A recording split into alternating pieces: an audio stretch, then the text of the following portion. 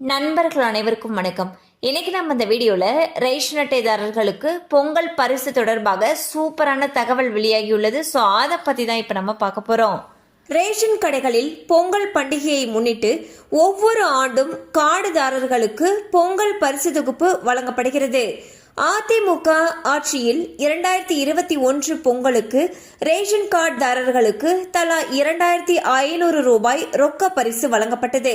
அதுவே இதுவரை அரசால் வழங்கப்பட்ட உச்சபட்ச பொங்கல் பரிசு தொகையாக உள்ளது. பின் திமுக ஆட்சியில் 1000 ரூபாய் ரொக்கம் வழங்கப்பட்ட நிலையில் 2025ஆம் ஆண்டு பொங்கலுக்கு பணம் இல்லாமல் பச்சரிசி, சர்க்கரை, கரும்பு மட்டுமே வழங்கப்பட்டது. அடுத்த ஆண்டு அதாவது 2026இல் சட்டசபை தேர்தல் நடைபெற உள்ளது. ஆட்சியை தக்க வைக்க வரக்கூடிய பொங்கலுக்கு தலா 5000 ரூபாய் பணத்துடன் பொங்கல் பரிசு வழங்க வேண்டும் என்று மூத்த அமைச்சர்கள் வலியுறுத்தினர்.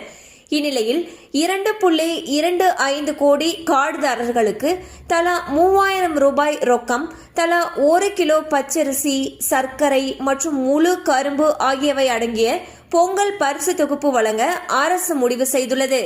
பரிசு தொகுப்பை வாங்க ஜனவரி மாதம் முழுவதும் அவகாசம் அளிக்கப்படும் என்றும் அதிகாரிகள் கூறியுள்ளனர். எனினும் இது குறித்த அதிகாரப்பூர்வ அறிவிப்பு விரைவில் வெளியாகும் என்று எதிர்பார்க்கப்படுகிறது.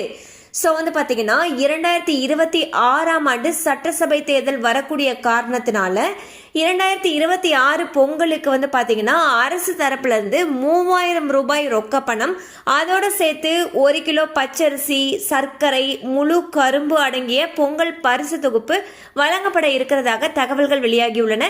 எனினும் இது குறித்த அதிகாரப்பூர்வ அறிவிப்பு விரைவில் வெளியாகும் என்று எதிர்பார்க்கப்படுகிறது. கண்டிப்பா இந்த அப்டேட் உங்களுக்கு பயனுள்ளதா இருந்திருக்கும் நம்புறோம். மேலும் இது போல அப்டேட்ஸ் உங்களை உடனே ரீச் ஆகணும்னு நினைச்சீங்கன்னா நம்ம சேனலோட தொடர்ந்து இணைந்திருங்கள்.